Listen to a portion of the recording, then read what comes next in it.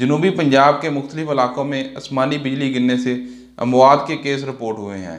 ख़ासकर ज़िला बहावलपुर के मुख्तलिफ इलाकों में आसमानी बिजली गिरने से ज़्यादा अमवात हुई हैं। महकमा मौसमियात ने 2 से 3 दिन मज़ीद ऐसे मौसम ख़राब होने की पेशन गोई की है। आज की वीडियो में हम बात करेंगे कि अगर मौसम ख़राब हो जाता है तो आप ख़ुद को आसमानी बिजली गिरने से कैसे महफूज रख सकते हैं। अगर किसी पर आसमानी बिजली गिर जाती है तो आप उसकी फौरी तिबी इमदाद कैसे कर सकते हैं। मैं डॉक्टर ज़ीशान, आप देख रहे हैं हमारा यूट्यूब चैनल। अगर आप हमारे इस चैनल पर नए हैं तो चैनल को सब्सक्राइब कर लें और बेल आइकन को ज़रूर प्रेस कर लें ताकि हमारी जो भी नई वीडियो आए उसका नोटिफिकेशन आप तक पहुंच सके। अगर आपने हमारा चैनल सब्सक्राइब कर लिया है तो इस वीडियो को लास्ट तक ज़रूर देखें। मौसम ख़राब होने की सूरत में घर से बाहर ना निकलें। अगर आप घर से बाहर हैं और मौसम ख़राब हो जाता है तो खुले आसमान के नीचे खड़े ना हों। कोशिश करें किसी घर में या कमरे में चले जाएं या गाड़ी में बैठ जाएं और गाड़ी के शीशे बंद कर लें।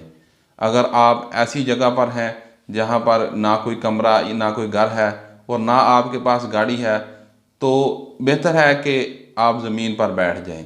और एक ख़ास बात कि किसी दरख्त के नीचे पनाह ना लें, क्योंकि दरख्त के नीचे खड़े होने से आसमानी बिजली गिरने का ख़तरा 50% तक बढ़ जाता है। अगर आप घर के अंदर हैं तो मौसम ख़राब होने की सूरत में कोई भी मेटल की चीज़ जैसे खिड़कियां, दरवाजे और बिजली के आलात, इनसे दूर रहें और मोबाइल का इस्तेमाल ना करें। बेहतर है कि मोबाइल को बंद कर दें। आप घर से बाहर हैं और मौसम ख़राब हो जाता है तो आप कैसे अंदाज़ा लगाएंगे कि आसमानी बिजली गिरने वाली है।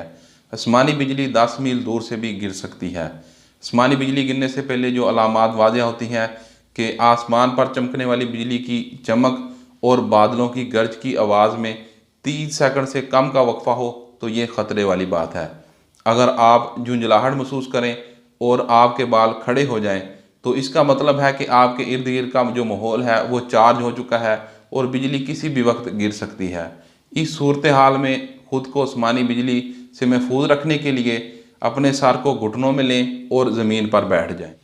अगर किसी शख्स पर आसमानी बिजली गिरती है तो उसको फौरी तिबी इमदाद की ज़रूरत है। सबसे पहले रेस्क्यू एमरजेंसी को कॉल करें।